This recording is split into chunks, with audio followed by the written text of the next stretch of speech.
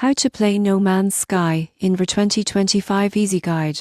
Most people get this wrong by skipping Ver setup or using incompatible hardware. The surprising truth is that No Man's Sky Ver is fully immersive and intuitive when set up correctly. Start by ensuring your Ver headset is compatible, like Oculus Quest, Steamer, or PlayStation VR. Update both your headset and PC or console firmware. Launch No Man's Sky and select the Ver mode in Settings. You won't believe how seamless the transition is from standard play to VR. Next, configure controls. Motion controllers give the best experience, allowing you to interact with ships, terrain, and menus naturally. Adjust comfort settings, such as snap turning or teleport options, to reduce motion sickness during long sessions. Once in-game, explore planets, build bases, and pilot ships in full VR. The December 18, 2025 environment adds depth and scale, making every star system feel tangible. Pay attention to settings like graphics quality and Ver resolution for the smoothest performance.